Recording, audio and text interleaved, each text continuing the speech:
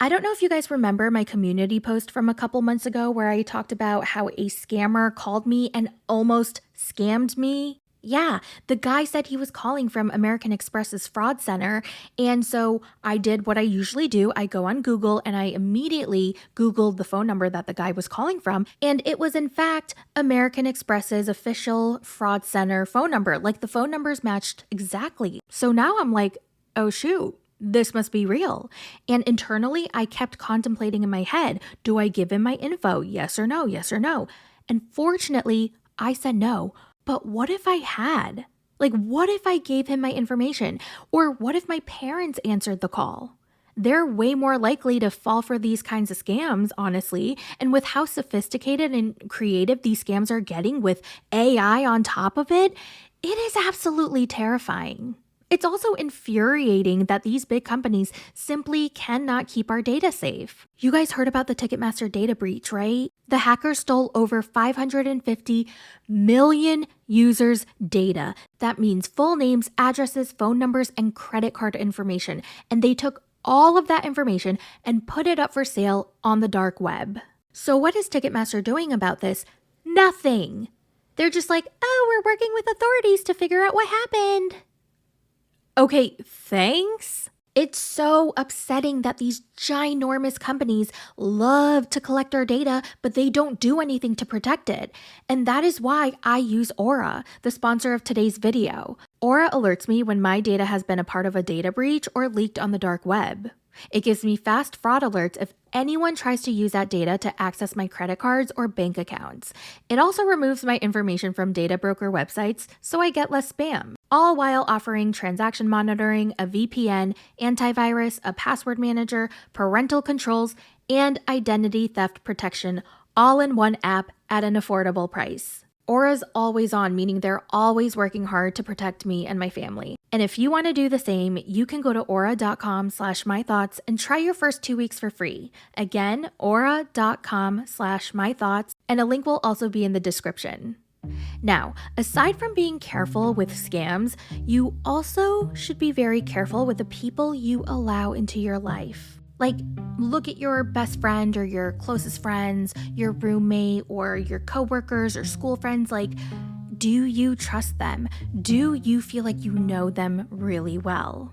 Rachel was 22 years old when she became a divorcee, and she immediately moved back in with her parents and planned to stay there just until she got back up on her feet. Because, living with your parents isn't that fun. Soon after, she met 26-year-old Janie, and even though their personalities were different, like Rachel was very outgoing and extroverted, while Janie was more introverted and quiet.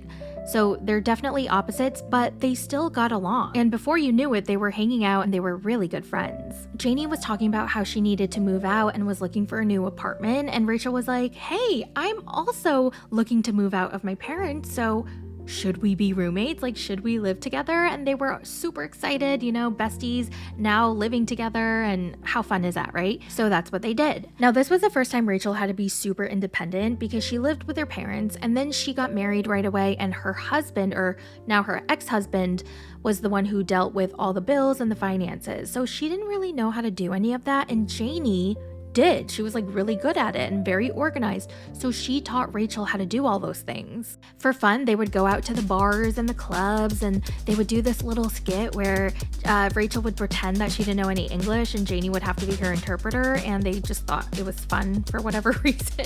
And because Rachel was super outgoing and effervescent, she got along with everyone. She was like that person in the room where they could talk to anybody, strike up a random conversation, and become best friends by the end of the night.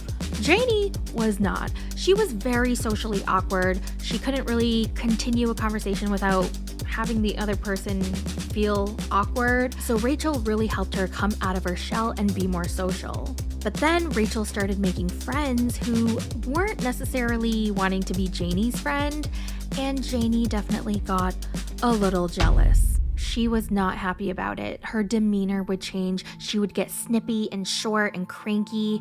And one night, Rachel met a guy. They were crushing on each other. They were flirting. They exchanged phone numbers. And when they got home, Janie was not happy. She started picking fights randomly, and one night when Rachel was watching a movie downstairs, Janie screamed at her to lower the volume. And finally, Rachel was like, "What is your deal?" And Janie said, "That guy is not good for you. He's not a good person, and I love you like a sister, so who is gonna tell you the brutal truth other than me?" And Rachel was like, "Okay, I guess you're right." Well, Rachel continued to make new friends, and Janie would get so jealous and even controlling. Everyone around them started to question, was Janie in love with Rachel? In 2010, Rachel had been a paramedic for about 6 years, and unfortunately, she hurt her back one day and she couldn't work anymore due to her injury. And for a few months, Janie picked up the bills, and Rachel really appreciated that because she didn't have to do that. Around that time, Rachel also got pregnant with her first child, and sadly, the baby daddy did not want to get involved and he dipped. Now, during this time, Rachel kind of felt like she was completely dependent on Janie because she didn't have a job, no income, she was still having back pain, and now she was pregnant. But Janie didn't mind, so for the next few months, everything was good. Then her son, Ryder, was born, and he was born on the spectrum. She immediately pulled out a life insurance for him and listed Janie as his guardian or beneficiary should anything happen to Rachel. Now, unfortunately, remember she always had back issues, so delivering this baby caused her to herniate her disc again. But she kind of ignored it for a while until she couldn't. The pain was unbearable, and she went to the doctor, and they told her that she needed to get surgery as soon as possible or she would be permanently disabled. So in 2015, she got her surgery, and she needed pretty strong pain medication due to the recovery phase.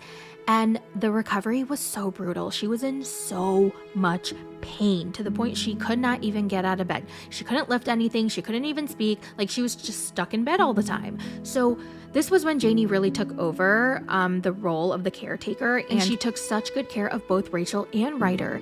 And Rachel was so thankful. Janie was giving her her pain meds on time, helping her go to the bathroom, get up, wash up, get ready, like everything. Janie worked at a center that focused on helping Indigenous people, and Rachel was also on medical disability at the time, so Janie enrolled them in a program called Respite that essentially paid Janie to be the caretaker of Rachel and Ryder. Now, that made Janie a lot of extra money, and she was doing very well financially because not only did she have her normal full-time job, but she was also getting paid as a caregiver.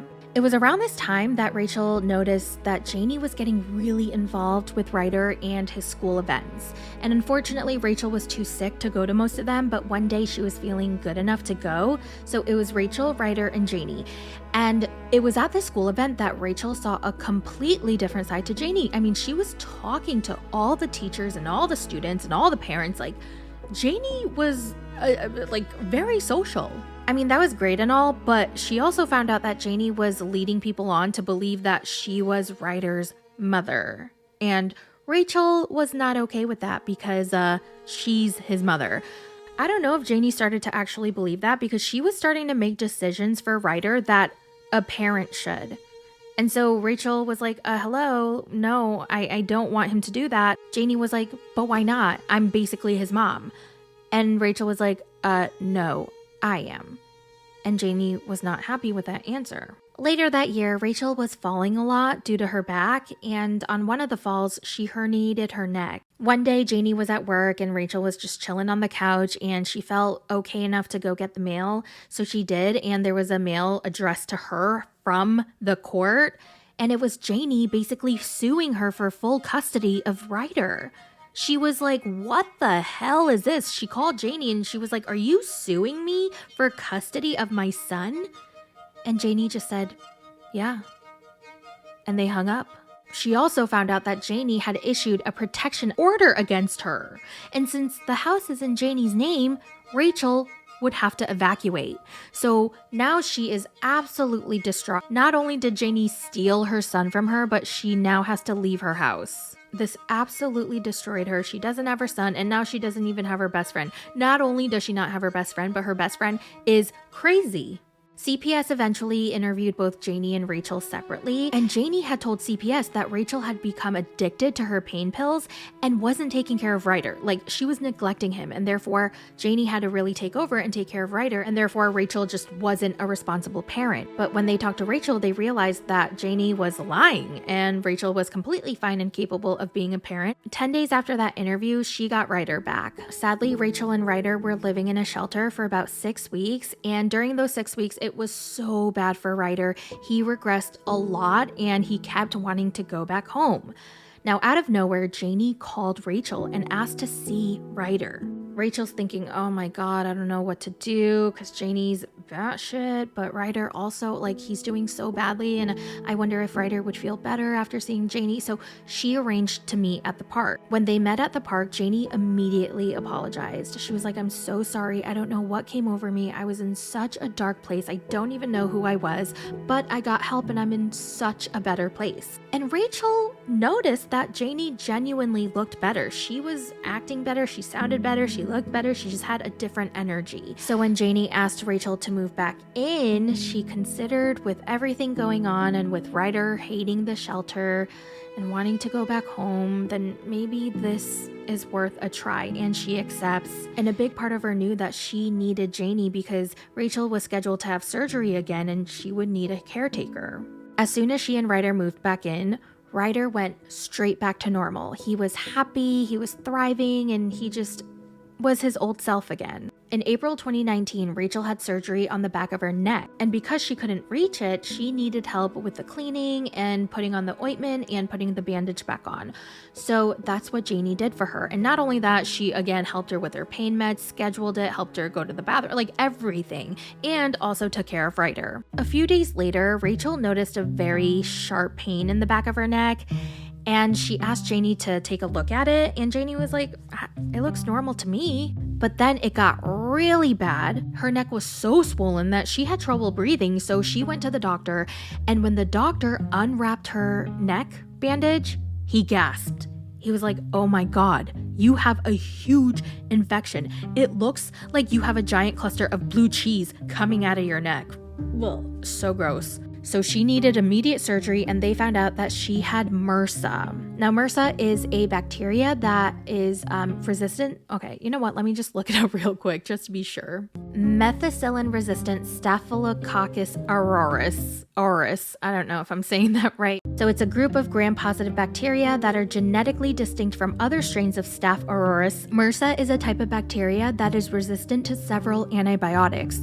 Although anyone can get MRSA, some groups have a higher risk. And if left untreated, MRSA infections can cause sepsis or death. MRSA is usually contracted at the hospital, so Rachel just assumed that she got it from her last visit.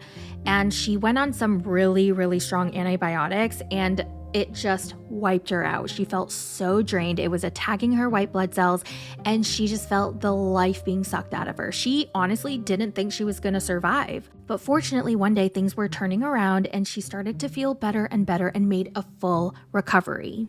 One night, Janie and Rachel were watching a true crime documentary. They enjoyed true crime and they would often watch it together. That night in particular, they watched an episode about a nurse murdering her husband with succinylcholine, and Rachel made a comment about how silly it was of the nurse to use that when it could come up in an autopsy. Janie was like, what do you mean? And Rachel said, well, if she knew any better, she would use insulin because insulin occurs naturally in the body. And Janie was like, oh, interesting. In June of 2019, Rachel was getting ready for bed. Janie did the usual. She helped her with her meds. And then when Rachel went to bed, she woke up needing to go to the hospital. Rachel had a blood glucose level of 13. She's not a diabetic, so she has no idea where this came from. A normal blood sugar level is 80 to 110, by the way. So 13 is abysmal.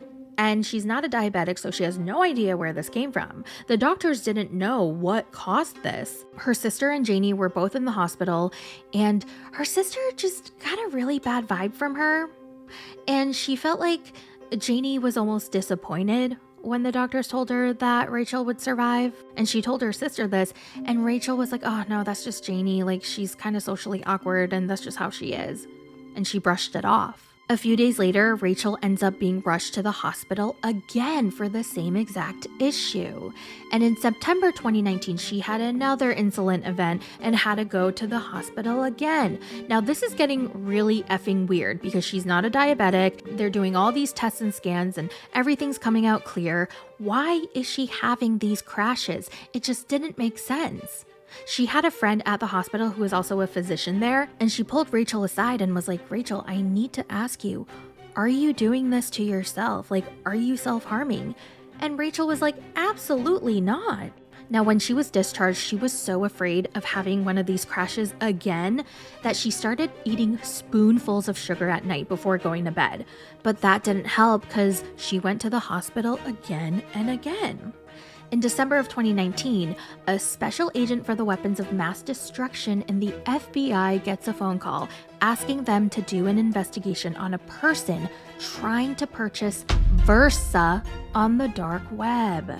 Now, Versa is a deadlier version of MRSA. It is so dangerous, it is considered a biological weapon because it can multiply and spread and wipe out a lot of people. When they found out who was trying to purchase Versa, it was Janie.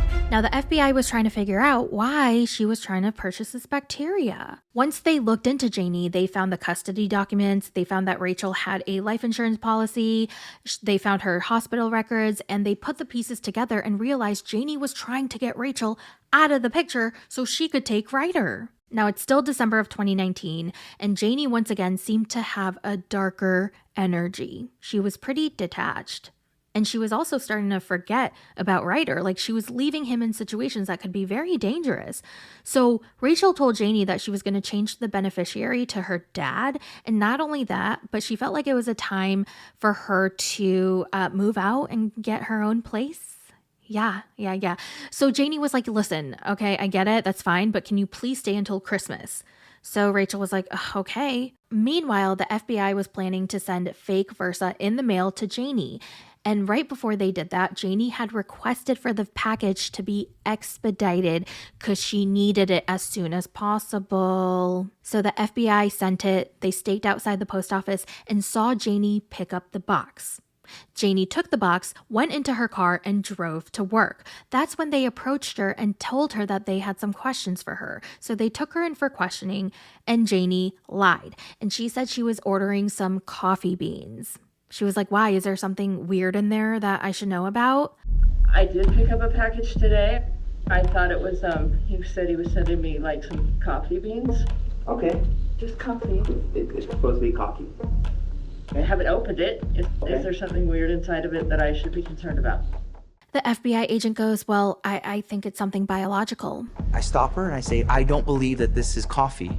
I'm gonna give you another opportunity to tell me the truth. Miss Rid takes a breath and tells me another lie. I went on the site and I ordered this, and it is a biological one that you can make beer with. Have you bought all the other supplies to make the beer? No, Oh, okay. I've never done this before. I said, let's just start fresh. I believe it's a biological, but I don't believe it's for beer. What is the biological that you ordered? I think it was some kind of a stuff. She finally said that she wanted to do some research on it to help her friend Rachel. And once she admitted that, they had enough information to arrest her. She told them, I wasn't trying to do anything terroristic. I was just trying to do this research experiment. And then they asked, were you trying to use this on Rachel? And she was like, oh my God, absolutely not. Did it ever cross your mind to use the biological agent on Rachel? No, wouldn't even know how to do that. No, she's my best friend, and whether we argue or not, she's been my best friend for 25 years. I love her like a sister. Now it's December 18th, 2019. Rachel was laying in bed. She wasn't feeling well per usual, and she gets a knock on a door. She opens it. There are 3 people in uniforms telling her they have a search warrant for the house. And she's like, what's going on? And then they ask her a bunch of weird questions that make no sense to her. So Rachel's like, no, Janie doesn't do any weird secret science experiments here. She's not growing anything illegal. Like, what is this about? Am I in trouble? And they're like, no, you're not in trouble. Okay, well, I live here and I've been best friends with her for about 25 years. Like, she's not going to do anything bad, I promise. And then they told her that Janie ordered Versa in the dark web. And Rachel was like, why? Is she trying to kill me? She would never try to kill me. Like, there's just no way. I know I was difficult. Like, I kept getting sick and I might have been a lot to handle, but like, still, she wouldn't kill me. And then they tell her, well, it's not the first time she ordered something on the dark web. What? What else did she order? She ordered insulin, ketamine, and some other stuff.